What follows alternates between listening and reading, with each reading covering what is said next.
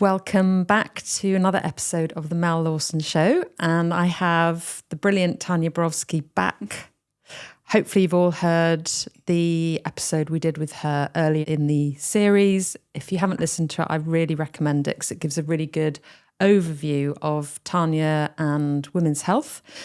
But in this episode, this is the first of a series of episodes where we're going to go really deep into the menstrual cycle, menstrual health, particularly for teenagers and young women. So we're not doing perimenopause, menopause, even though we're in our 50s. We are all about the teenage girls. We both have teenage daughters. We very strongly think that teenage girls are not being looked after. In fact, they're being harmed, I would go so far as to say, with some of the advice that they're given. And we'll come on to that. But basically, we want to help everybody understand the menstrual cycle and learn to love it. And these are the sort of things that should be taught at school. Sadly, they're not. But here we are. So Tanya is a registered nutritional therapist and functional medicine practitioner, an amazing expert in all things women's health. I've learned so much from you about my own hormones, but my daughter's, and hence why we're doing this series, because I was so inspired by, and so Tanya also does a lot of education for other health practitioners. And I came to one of the events and I was absolutely mind blown about the things I didn't know aged 51 about the menstrual cycle. So here we go. Amazing. So thank you so much for having me back. And I'm really excited to be running this series with you. And absolutely because it is an area that is not really being covered in depth. There's been a lot of chatter in social media and on TV programs around menopause and perimenopause. And that is an area that I am also equally passionate about. But teen health or tween health and understanding the menstrual cycle and all the wonderful benefits that it has is really what our aim is for this series. And so with that in mind, I thought that a fantastic place to start is to actually sort of really set out what our hormone, what the hormone, the endocrine system actually does. And I suppose I'd like to also lay out and explain that this just doesn't happen. It doesn't just happen automatically. Our hormone system is very much influenced by our environment. So, and our environment is the food that we eat, the way that we've been brought up, the chemicals that we're exposed to, and the relationships that we have in terms of our nervous system. So all of these components impact our hormonal system. And what I'd like to start by doing is beginning to engage the women that are listening to get and hopefully then encourage their daughters to actually then really understand sort of what the benefits of the menstrual cycle actually are. Mm-hmm. The first experience that our girls are introduced to hormones is under the banner of sex education at school. So everything is about reproduction. Now, interestingly enough, the menstrual cycle is ultimately about procreation, is about reproduction. That is so the purpose of the menstrual cycle is for the woman to be able to reproduce. Within that, because this has then fallen under sex education within every single school and education setting, this doesn't in my mind, and I don't know whether you'll agree, this doesn't necessarily frame what the other benefits of the menstrual cycle actually are. And so there is then an immediate response by the young girl of, I believe, fear, because everything is about, okay, what are you want to be able to be practicing safe sex, which of course, that's what we're advocating. But it's also about how to protect themselves from becoming pregnant.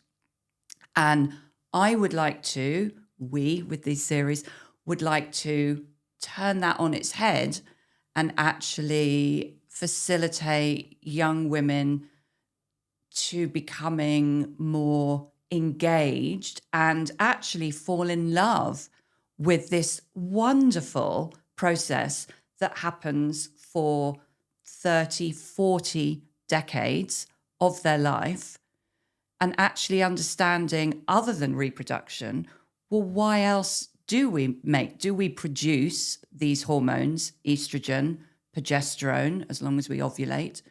Why else do we produce those?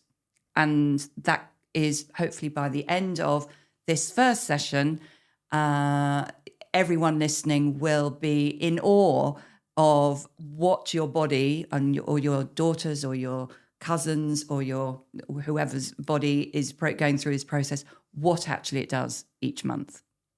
Yeah, totally agree. It just gets reduced to the initial, like, this is going to happen to you. One day you're going to pull down your knickers and there'll be blood in them, right?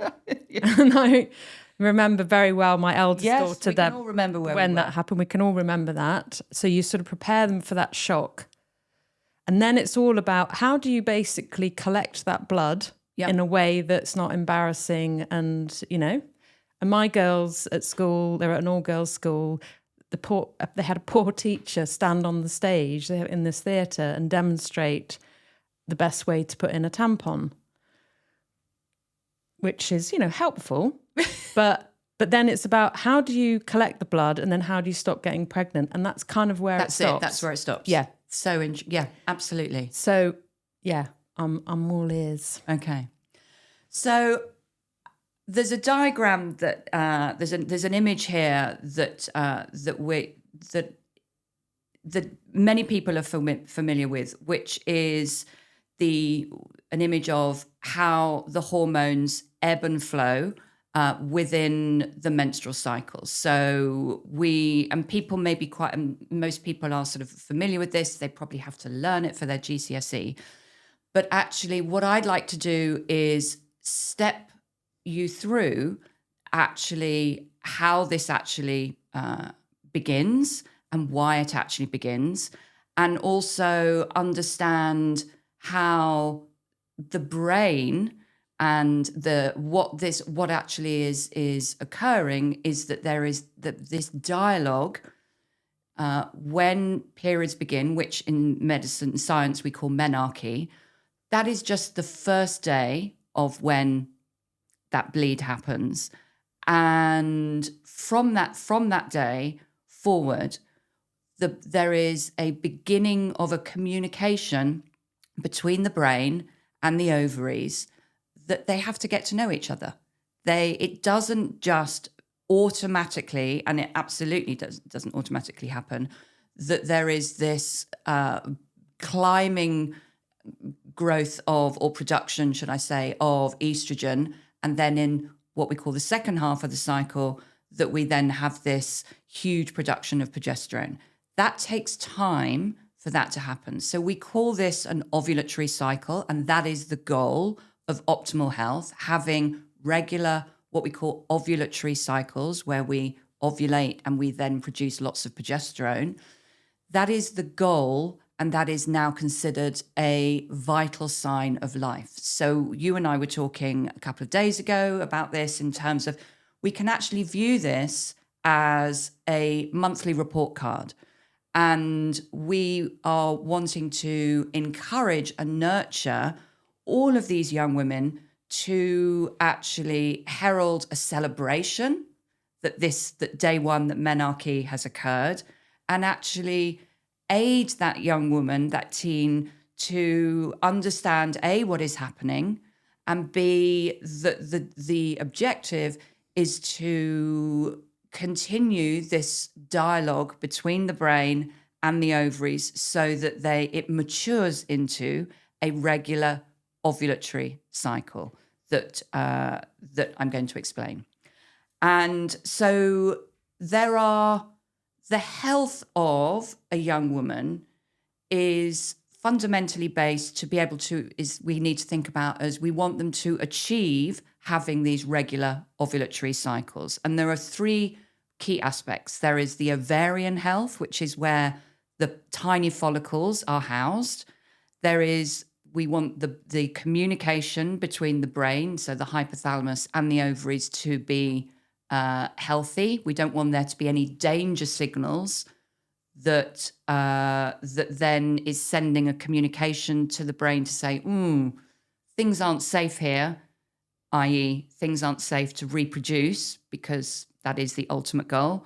So we need to be thinking about these areas when we're talking about the health of achieving these ovulatory cycles. So the first component is we need to go back in time and we need to think about how those follicles actually occur in the ovaries. So because it's these follicles that actually produce the estrogen and then the progesterone. So did you know, Mel, that actually, and this is completely wild, that every woman is born with about 2 million what are called primordial, so tiny weeny follicles. So they are born with all the follicles that they will ever have. So in utero, you have got those follicles. Isn't that wild? It's wild. It's kind of a miracle, isn't it? It is a miracle. Yeah. Yeah. Can I ask a really basic question? Yes. Because when you say follicle, Yep. I think of a hair follicle.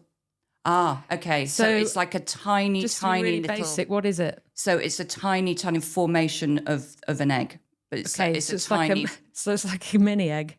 It is like a mini egg. It is. Right. It's like... Because I think people, when they think follicles... Very good. Good.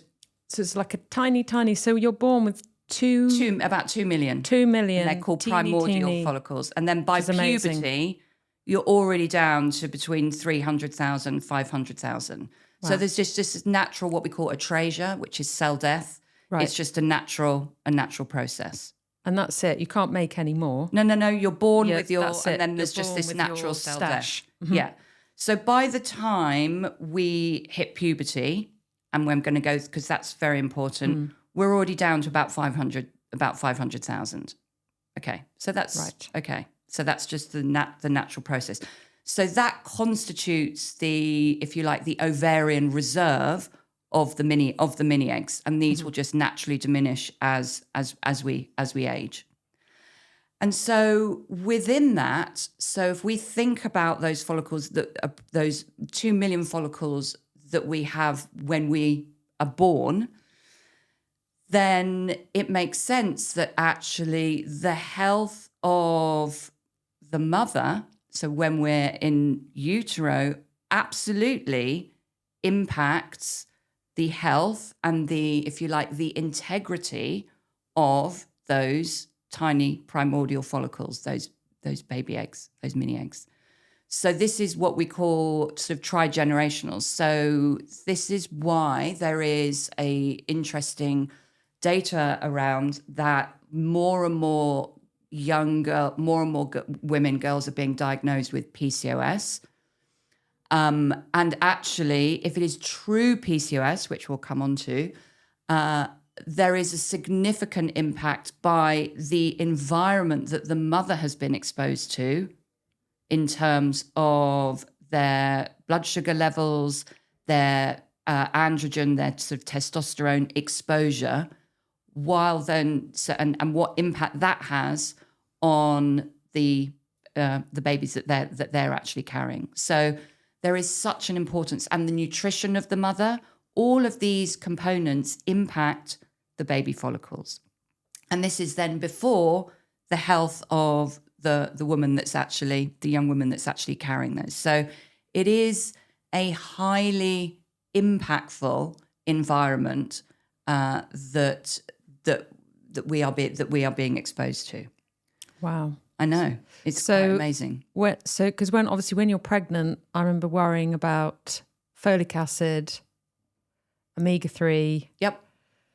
Generally, avoiding things, alcohol, etc. But it never occurred to me to think about the health of my daughter's follicles. Yes, I know.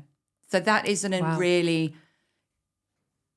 I just think it's a fascinating concept, and it is,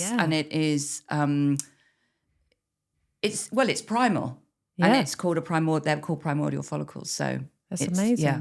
So the kind of key nutrients that you've absolutely named the top ones, but we also need to be thinking about zinc. Vitamin D is also really, really important in that sort of preconception years. Vitamin A, retinoic acid, is involved in numerous sort of cell signaling components as well. So iodine is also really important because, well, for many, many reasons, but having optimal thyroid health is incredibly important in pregnancy. Mm-hmm. Selenium as well. And selenium is a key antioxidant. So we think it's the body's way of, and it's a component to many of our own built-in antioxidant systems. So it's a really important, what we call micronutrient. So we need it in small amounts, but regularly, to ensure that all of these processes happen without us even thinking about it. Okay. So the next sort of important stage with our teenagers is the onset of puberty. And that happens in stages, and at the end of puberty is menarche, is the first stage of when a young woman will have a period. But there is a separate process that happens before puberty begins, which is called andronarche. Now, and this is basically the awakening of the adrenal glands. And this is really fascinating. Now, because this actually begins to have the adrenals come online before the ovaries sort of kick in, really. And the adrenals, when they awaken, they produce a high level, or their escalating level, of androgens. Which what I'm going to ask you? Yeah. What's an androgen? Okay. So an androgen is more known as a male hormone. So you have DHEA, testosterone. These are male hormones. And this is why, and these male hormones in women produce excess sebum. They can start to produce, which is why you start to see teenagers. But this actually, adrenarche can happen from about 7, 8, 9.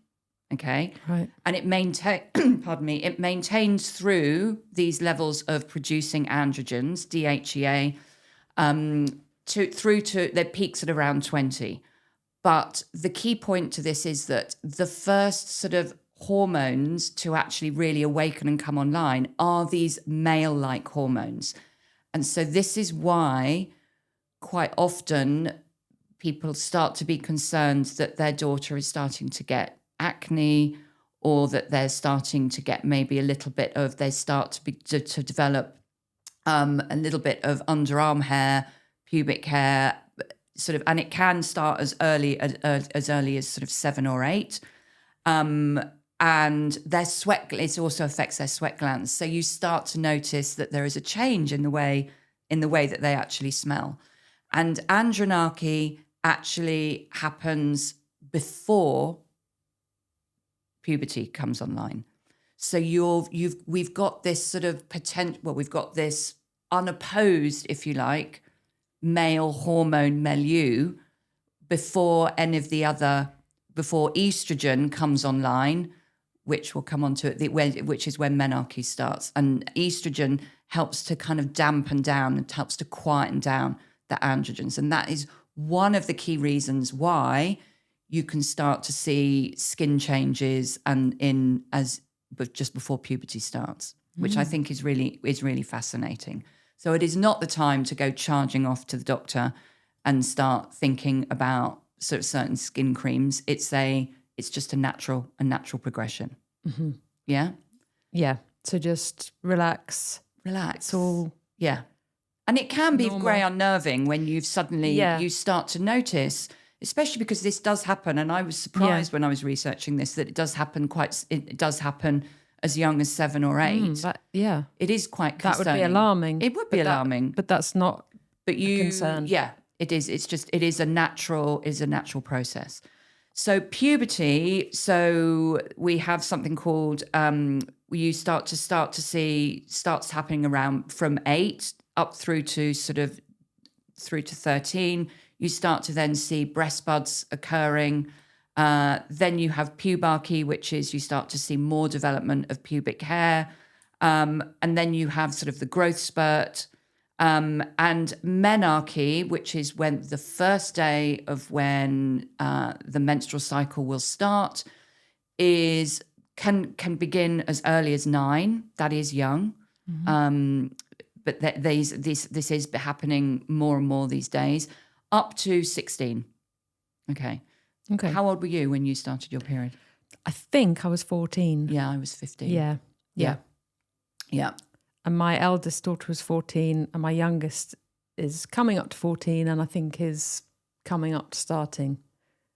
Yeah. So breast buds can start, as I've said, sort of around 8. That doesn't mean that they are anywhere near menarche.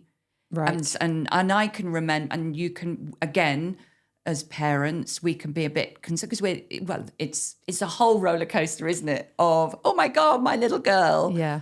But having breast buds at 8 doesn't mean, they could be another 5, 6 years away from menarche. There is no, I think we're also very much in danger of, we have these ranges, but please, everyone that's listening, these are just guidelines. Yeah.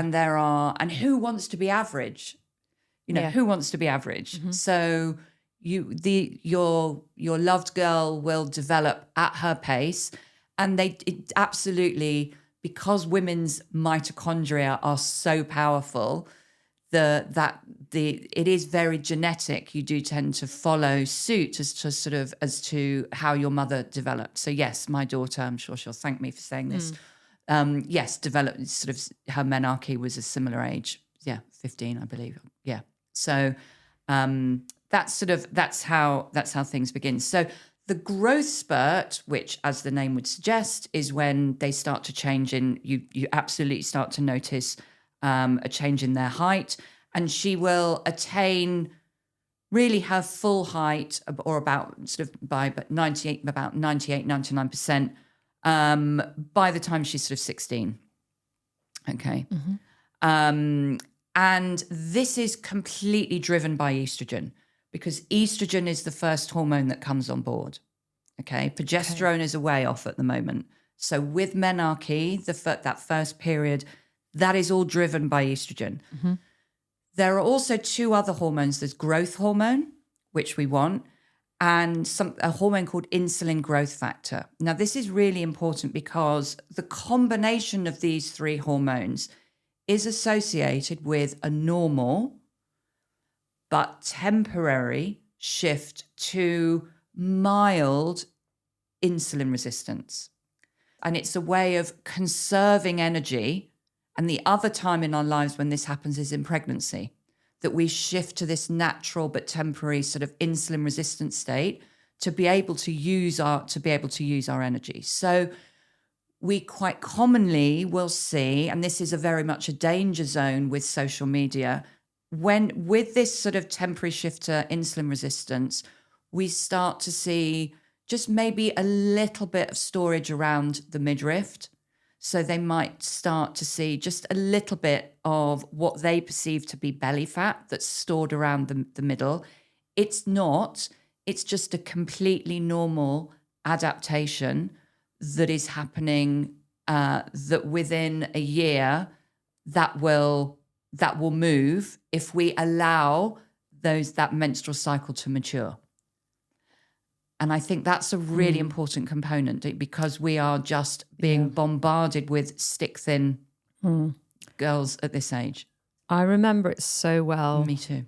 Because I was like a little stick, washboard stomach.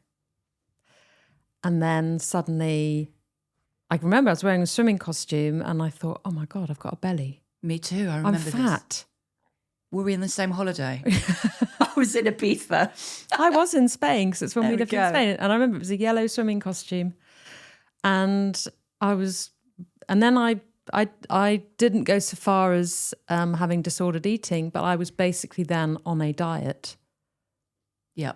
Pretty much. It is it's so wonderful that we can be really transparent and share this. I think it's so important, because at that age, sort of 13, 14, 15, you're just on that cusp where you're still going on holiday with your parents, and then you're by that pool and you're so self-conscious, and you just internalize all these things to yourself. And so again, this comes back to, if this is taught in schools and education, this is a normal and natural, it's transitory, it's a temporary shift, then to be forewarned is to be forearmed.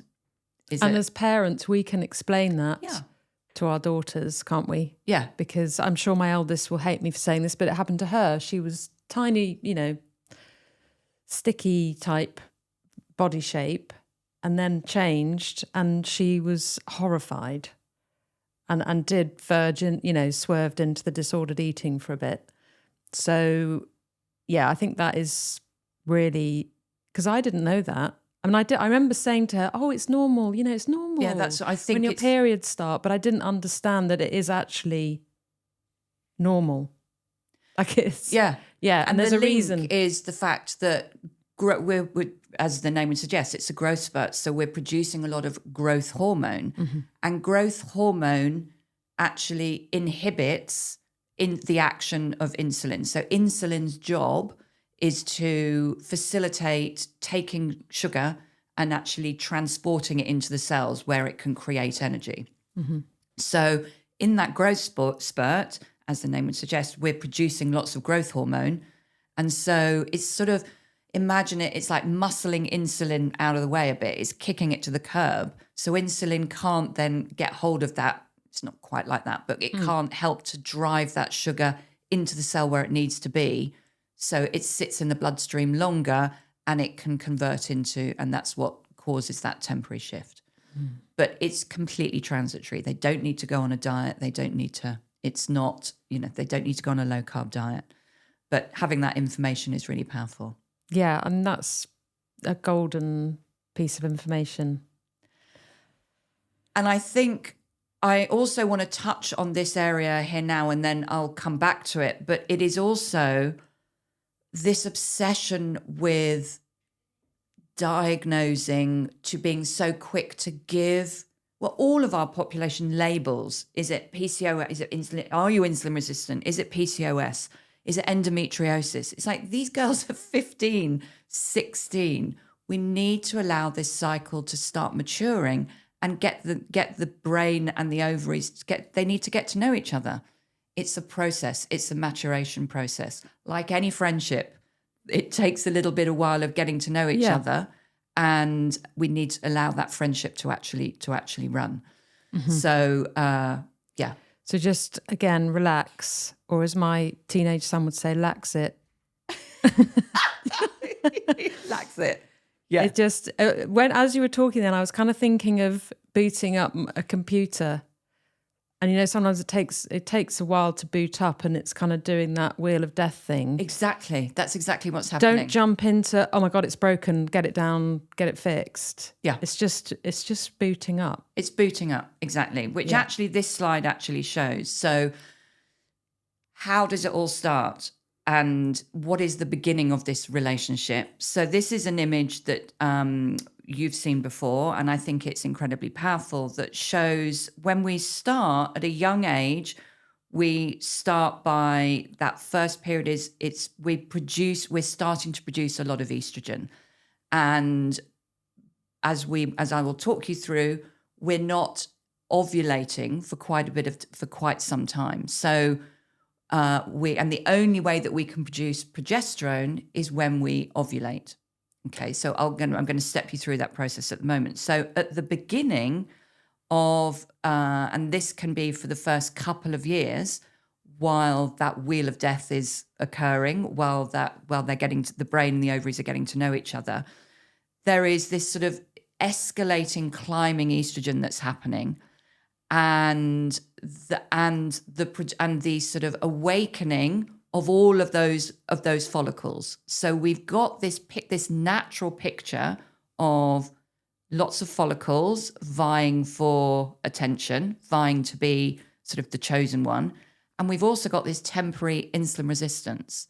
And that could be very easily, in some ill-informed, maybe surgeries, diagnosed as PCOS, which I'll kind of explain that. But I think just hold that thought. But this sort of slide, just that actually we are in this sort of very sort of more escalating estrogen picture of, and estrogen is about growth and proliferation. And we have, the progesterone hasn't come on board yet. Can I ask a quick question? Yes. So leading up to your menarche, the first time you bleed, yep, you haven't been producing estrogen. No. It's the estrogen only comes from the ovaries. Okay. So then you're producing estrogen. Correct. Quite a lot of estrogen. It starts So it starts in the cells in the ovaries. So there are two cells. So there's the theca cells and the granulosa cells, and we start when the brain comes on board and starts to send messages to the ovaries. It sends, and those messages are luteinizing hormone and follicle stimulating hormone. So the first message that is kind of shouted by the brain is follicle stimulating hormone. And it does what it says on the tin. Those follicles are being stimulated, and on that stimulation, those cells in the ovaries produce estrogen. Okay. But actually, and the very original building block for that is cholesterol. All of these sex hormones, all of these hormones, their building block is cholesterol. They all start as cholesterol, which is pretty amazing. That is amazing. So should we talk through the process of how that actually happens? So the way that it happens, follicle stimulating hormone, there is this sort of, the adrenals have come on board, as we've talked about, adrenarche. Then there's the awakening of the brain. It's like, okay, I'm sensing all is well. I'm getting enough nutrients. I've got enough calories coming in. I've got the right levels of vitamin D. I've got the right levels of zinc. I'm in a safe environment to reproduce. And so the brain sends a message, which is follicle stimulating hormone, and the follicles sense, they have receptors for this hormone, and they actually start to grow. They move through a process. They start to grow and develop, and within that and through that development process, they produce estrogen.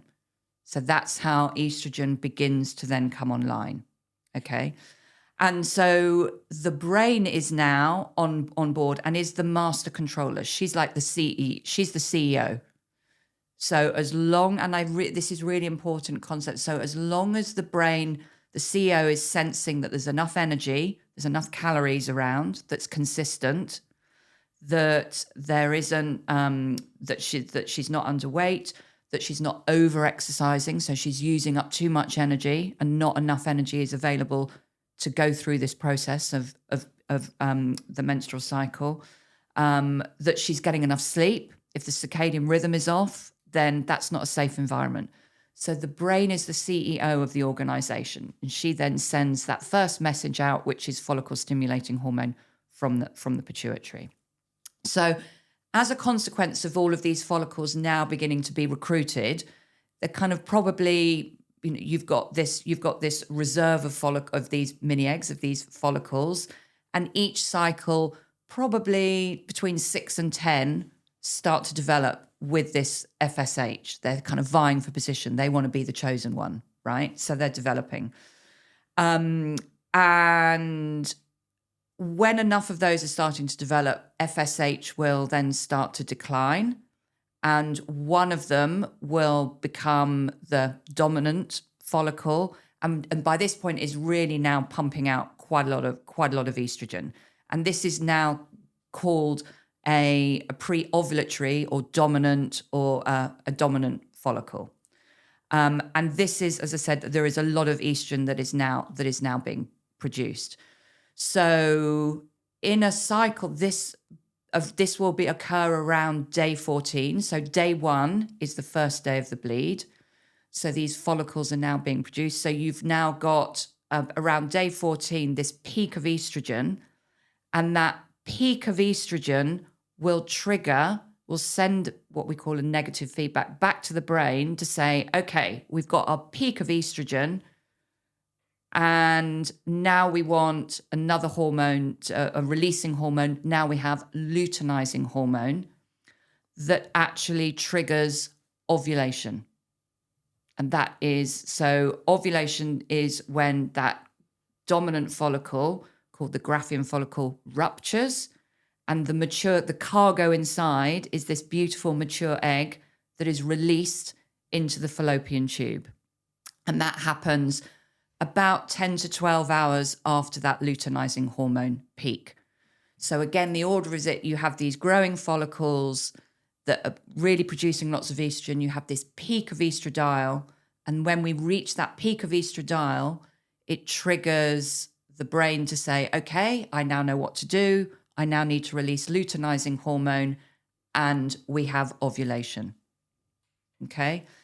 And this is also really interesting, is that conception is only possible from around 5 days before ovulation. As soon as we've ovulated, on the day of ovulation, that fertility window closes.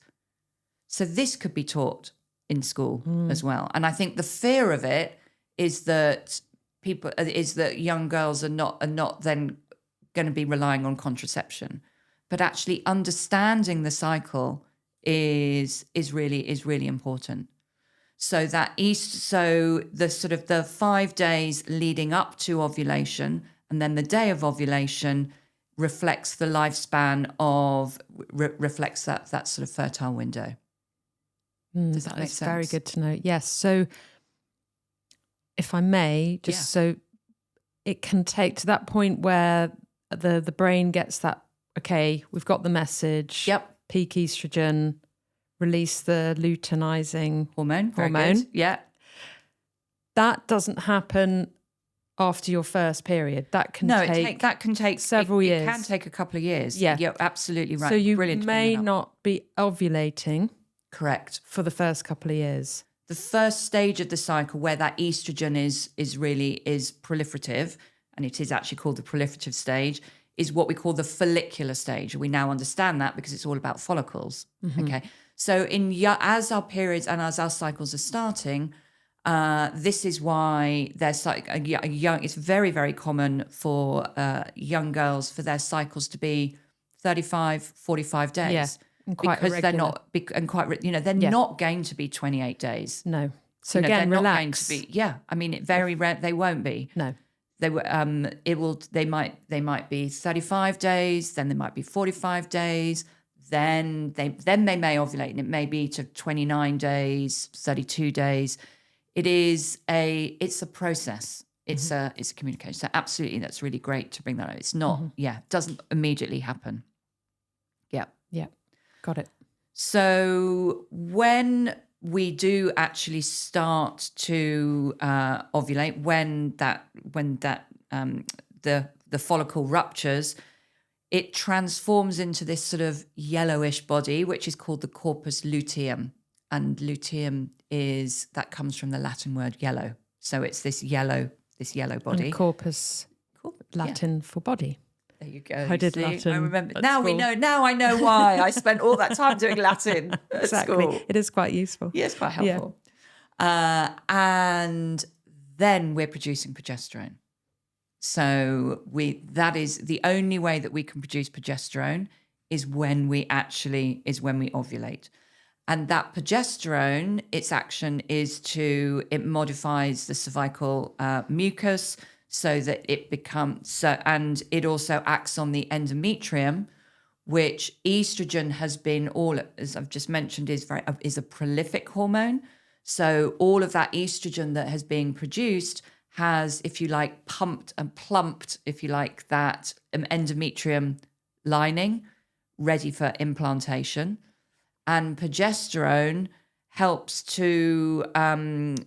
to become sort of thicker and more spongy, ready to receive if there is conception, ready to house that conception. But if pregnancy doesn't occur, then the corpus luteum degrades.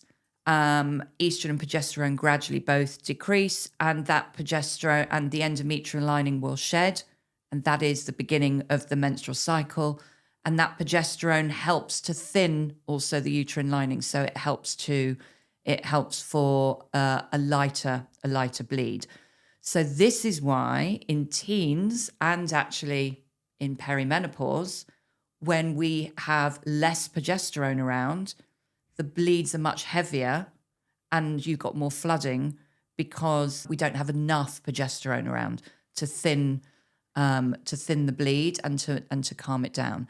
And that uterine lining is also full of mast cells, which contain histamine and heparin, which actually also lead to that flooding and quite painful cramping periods, which are more common in teen health because they haven't got enough progesterone on board. Okay, so, and we'll talk about this in the second episode of sort of more problem periods and things to worry about potentially or look into, investigate. Yes, we'll go, absolutely. But a heavy flooding, we've all been there. Absolutely. Happened to me wearing white trousers, which was nice as a teenager. Nice. Yeah. Is, again, not something to be concerned about too much in the beginning. Certainly not at the beginning. We need to get this. Yeah, it is not. If this is happening for 2 years, then absolutely, then we need to we need to take it to the next level. But really, and in my experience in clinic and in practitioners that I mentor, they are just seeing so many cases of young girls that are being put on the pill to shut all this down before any of this communication has had time to bed in. It is just not the right thing to do, in my opinion. Yes. Agreed. And the progesterone component also allowing that communication to happen. So we want that progesterone to come on board to help lighten the flow, but also to help calm down the androgens that if you like, are in ascendance from adrenarche. So if we go back to the beginning, we've got adrenarche, those adrenals coming online, producing those androgens, those male-like hormones, which can be responsible for the kind of the acne and the skin changes.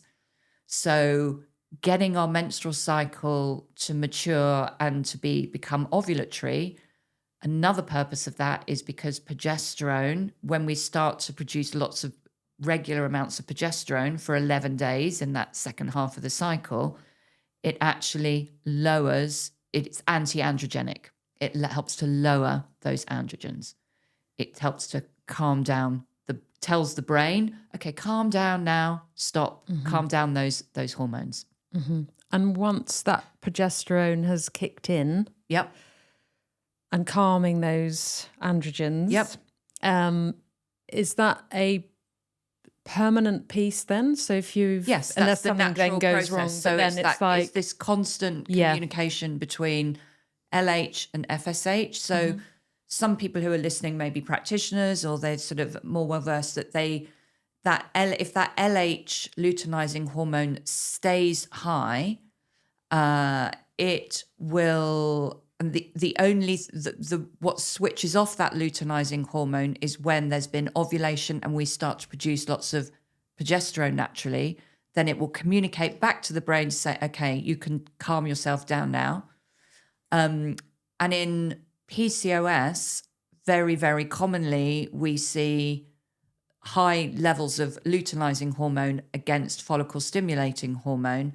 And so because the young woman is not ovulating, and so there isn't the progesterone to feed back to the brain. So it is all about communication.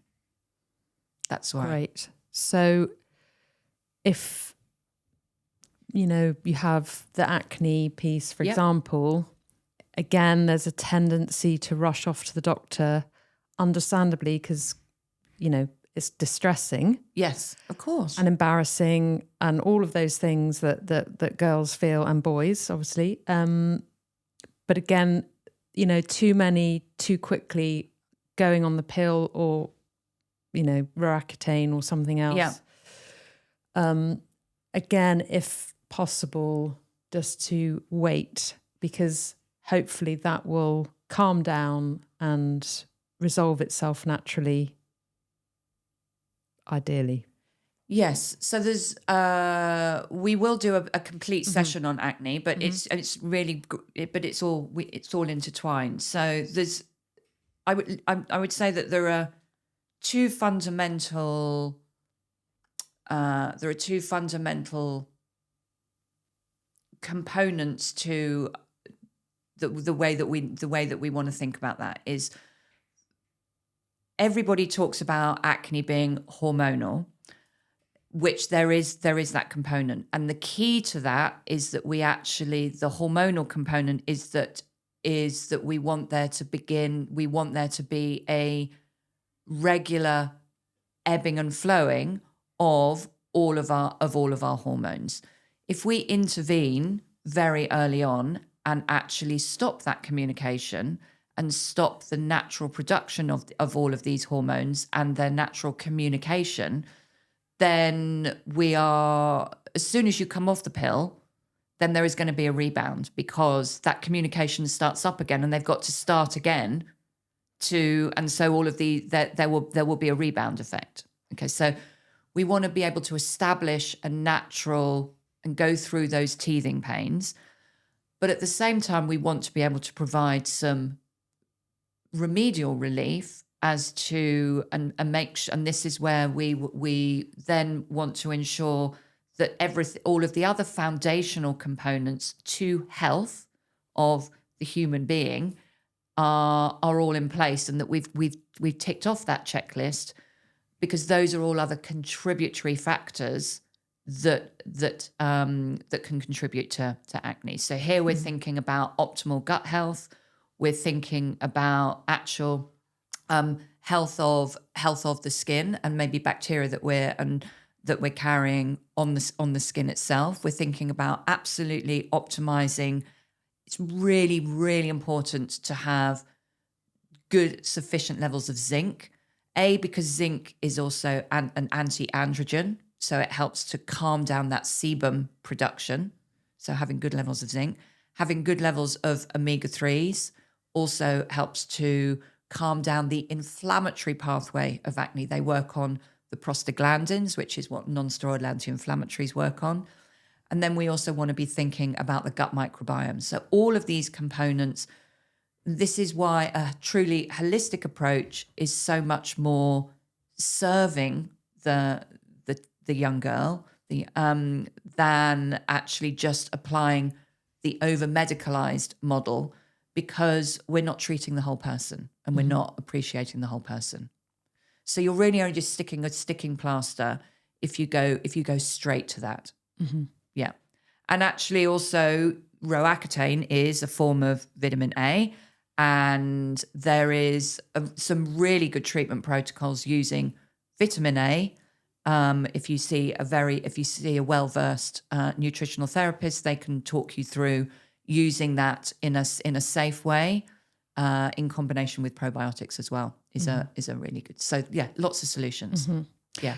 And I know I've taken you off piste, and we'll come back That's okay. onto the right piste. But I think if I were listening, and I might not get to the episode where we talk more about what you can do, the zinc piece. 30 milligrams of zinc. What kind of zinc? So you can go with a zinc bisglycinate. Mm-hmm. That's really nice. Like. That's a really nice form. Mm-hmm. 30 milligrams is is a good therapeutic dose. Mm-hmm. That can make people feel quite nauseous. So take it with sort of the largest meal of the day, which tends to be dinner, because that's the meal that you've cooked for them. And have it after your dinner. And have it after dinner or midway through. Yeah, that's what. So it's great for those follicle health. But in terms of what we're talking about, it's anti-androgenic. So it's helping to level off that kind of, we've got that unopposed, those androgens. So it helps just calm down that sebum as well. So it's a wonder nutrient. Yes. It's a top wonder nutrient for this age group. Yeah. I give it to my teenagers. Yeah. Not my tween yet, but yeah, and it's really good. I mean, it's also, we'll come on to talk about, but for mood, all of these microminerals are needed to make our neurotransmitters, to make serotonin. Vitamin D is needed as well to make melatonin to help them sleep. So if they're deficient in zinc, and sadly, more so in girls, it's really, really depleted in vegan and vegetarian diets. Sorry, I am, well, we're here to be controversial. I am really anti-vegan. Yeah. Let's just say it. For they're just not, you can't get the nutrients that you need, and you need these microminerals. And it's a classic time when girls in particular become vegan. Yes. Often as a way to control acne. Their food intake and calorie intake. It becomes a very vicious under cycle. The guise of health or, environmental reasons, whatever it is. Which I absolutely condone. I think they're warriors. It's fantastic. Yeah, but it's not doing the health any favours. Sadly not. Yeah, okay. Yeah. So sorry, back I know on that the piece. People are shouting at the screen for that. So back on piece. piece. Yes. So now where the goal is sort of this mature, we're wanting to get this beautiful, mature, regular cycle. And again, just to say, a regular cycle it's very uncommon up until sort of around 20 to be landing on a 28, 29 day cycle. It's much more common to be having 35, 32, up to 45 day cycle. That is very, very normal for this age group. Okay. And so what are the other reasons why? Why do we produce all of this estrogen and progesterone for 3-4 decades? So estrogen we need it for bone health. We have receptors on our bones and we achieve peak bone mass at the age of 19, and that is directly correlated to the beginning of our menstrual cycles, all of this beautiful estrogen, and we have these receptors on bones. We need it. We have estrogen receptors in muscle, a plethora in the brain, which is why we have this recalibration in perimenopause that's been swamped with estrogen receptors, and suddenly there's an ebbing away of estrogen. That's why that changes. But the brain has many, many receptors for estrogen. The heart, the mitochondria is basically how we produce energy. Our immune system, all of the cells of our immune system has a plethora of receptors for estrogen, and insulin sensitivity. So this is a really important component. And progesterone the same. So progesterone is needed absolutely for bone health. Progesterone is also classified as a the clues in the name, so brain steroid. So it's like your brain is on steroids. It's when we ovulate, it provides calm. It's an anti-analytic. In the brain, it can convert to something called allopregnanolone, which has an affinity to the GABA receptor, which is what elicits calm and just sort of tranquility. So progesterone we're thinking about, and I always describe progesterone as sort of estrogen is the diva hormone. Mm-hmm. She's your diva. And progesterone is your calming, nurturing best friend. She's the one that's going to be making sure you get home from the nightclub okay. And she's your, so they come in pairs, they need. And then we also, progesterone is also, we need in the immune system.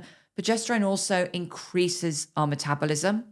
So our metabolism increases in the second half of the cycle. And we also produce a tiny little blip of testosterone just before ovulation, which kind of gives us that drive and that ambition, and also sex drive, which makes sense because you've got sex drive just before ovulation. So it is this beautiful symphony of naturally ebbing and flowing hormones, which is what we're after. So these regulatory ovulatory cycles provides the health and resilience of the young woman.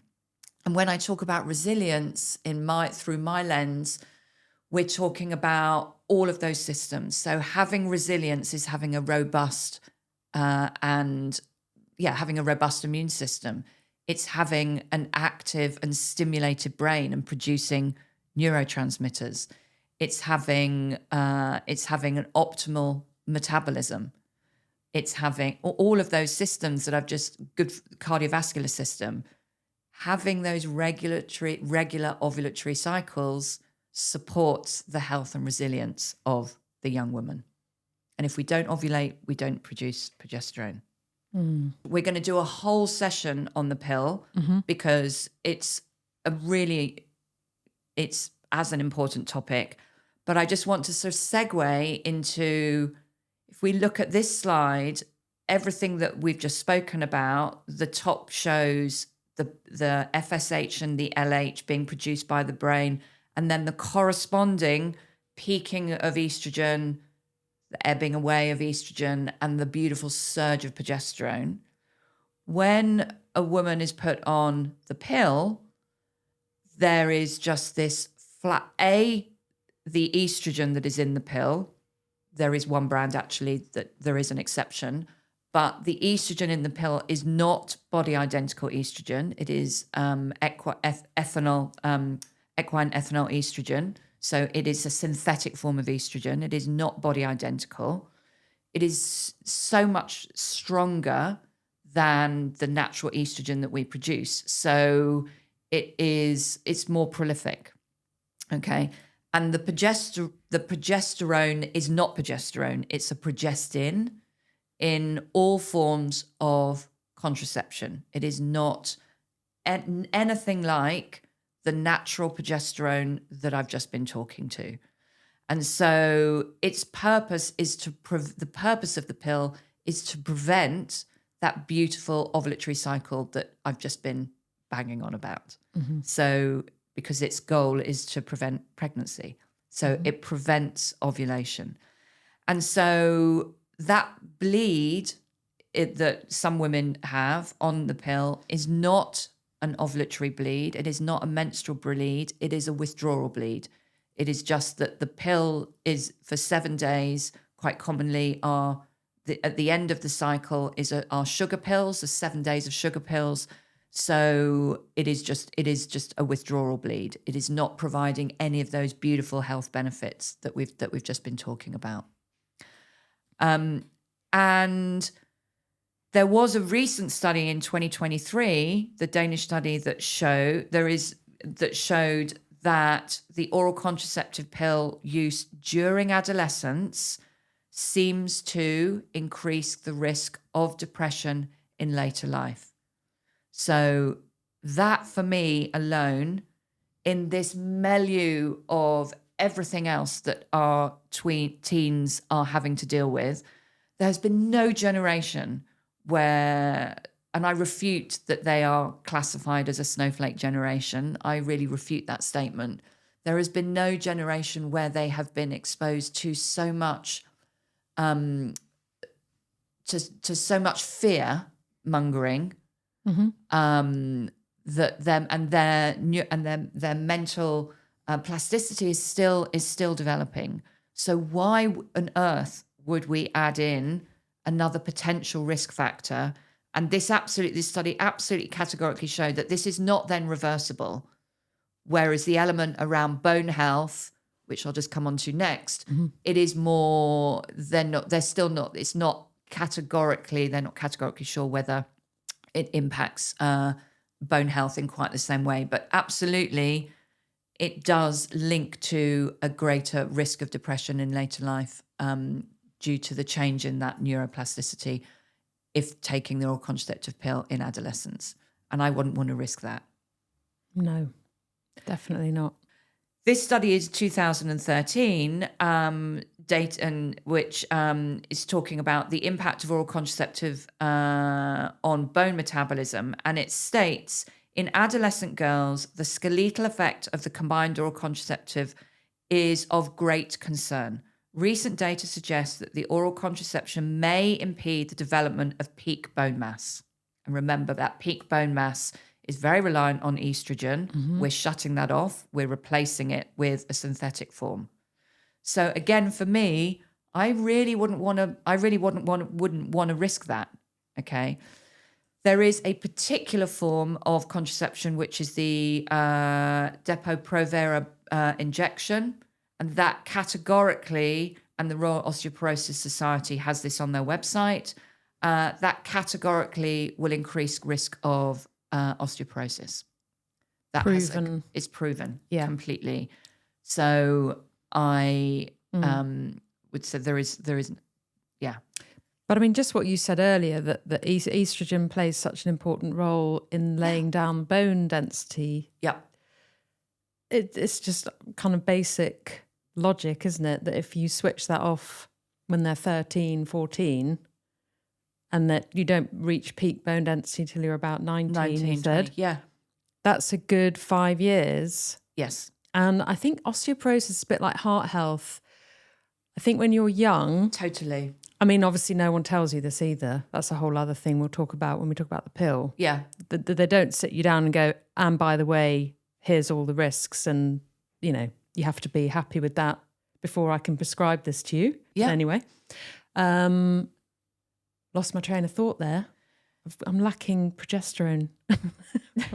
I think what you're saying is that we think we're infallible. That's it. Yes. So you don't worry about, and we are your generally bone, infallible, but you don't worry about it, or your heart health when you're 14. No. But if you're diagnosed, I know a friend of mine who had a severe eating disorder when she was young, and she was diagnosed with quite severe osteoporosis in her 30s. Yeah. And that's not uncommon. It's not uncommon. And that's a very serious thing. And you don't want to be breaking a hip in your 60s, let's say. No. Because a lot of research shows that once you break a hip or something, you end up in hospital. Yes. And then the mortality rate. You die very quickly after that. They're pretty tragic stats. You're absolutely right. So don't be thinking, I'll be fine. Don't we need to worry about that now? That is something to really think about. It is. Yeah. And there is a nuance to this in terms of, some of you are probably thinking, well, you've just been talking about instilling fear. We don't want to be instilling fear. We want to be in framing this with more knowledge. Yeah. And so it is hopefully what the listener is beginning now to understand is that it can take 7 to 10 years for a young woman's menstrual cycle to reach that maturity, that's the key. Having and trusting in your body, that this has been happening since the beginning of time. And the reason that we've been having these cycles since the beginning of time is for all of those other benefits that we've been talking about. And so to actually, who are we to intervene and put young women on the pill to regulate cycles or for acne at 12, 13, 14? This has been happening for millennia. So we have this process occurring, and we need to trust that the body does know what it's doing. Yeah. And that it has that ability to actually and the key to it is that this beautiful image here is that every cycle we are laying another piece on this path of creating a beautiful foundation for the optimal health and resilience of that young woman to transition through every single decade. And that's what that meant, the beauty of that menstrual cycle is doing. I love it. When I heard you speak about this before, you referred to, and I don't know if it was you that coined this or someone else, Probably but not. the pituitary gland is the conductor of the orchestra. Yes. And when you're talking, I'm thinking of, if you could picture your hormones as, an orchestra, that they're quite new and they're all learning their instruments. That's exactly right. And they're all, the violin's a bit off and, the saxophone has come in at the wrong time. Exactly right. And 10 years later, they're the Royal Philharmonic Orchestra playing at the, Royal Albert Hall. at the Royal Albert Hall. You've completely got it, my friend. So we want to be the Royal Philharmonic and not just basically go, right, you saxophone, you're a bit shit. Oh, well, I've only just started learning how to play. Yeah, but you're shit. So we're just going to shut you down. Yes, exactly. Out. Off you go. Off you go. Yeah. So they need to rehearse and practice and work with the conductor. Totally. And I think that's a really lovely way to think about it. It's beautiful. It takes a I might while. nick that. You can nick it. Yeah. You can have that. Yeah, it absolutely is. Yeah. It's a really beautiful way to put it, Mel. It is a communication. It's practice. It is, it takes a while. And some women and some young girls, they may settle into a 29, 32 day cycle within a year, or 6 months. Yeah. But it is. I think the message is we are all individuals, and do talk to your mum. Talk to your mum about how it was for her, because there is a hereditary component, and talk about it amongst your friends, but don't compare your body shape, or it's not a competition, but it is about talking openly about your experience and talking to someone that you feel heard and in a safe space, and that actually can explain this in a way that the penny drops for you. And arguably, our NHS, they're too overworked. They've got 10 minutes. They can't, I don't know how long they've been talking. And on the scale of, they've got someone who's come in with a heart attack. Yeah, this is not. So it's like, they're always dealing with the acute issue, Yeah. So, and I think also when you were talking earlier about the whole process, I was picturing my youngest daughter thinking all that stuff's going on inside her and she's oblivious. Obviously she's aware of, breast growing stuff, but isn't that amazing?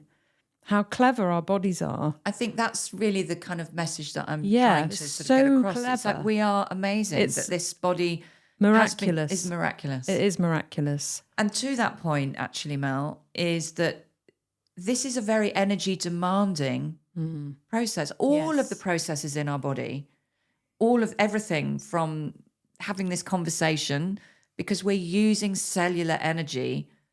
That is metabolism. The process of creating cellular energy and then diverting that energy to the cell, to the tissue, to the system that requires it.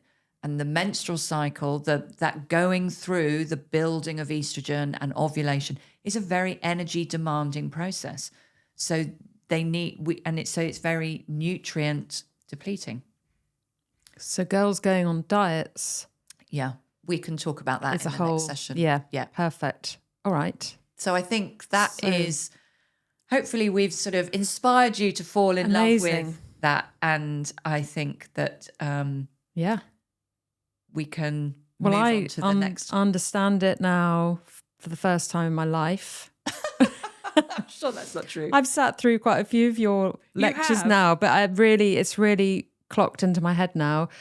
And I just think, the thing I'm taking away from this is patience, watch and wait. Watch and wait, and please don't intervene. Always, too early. I think in life in general, just wait.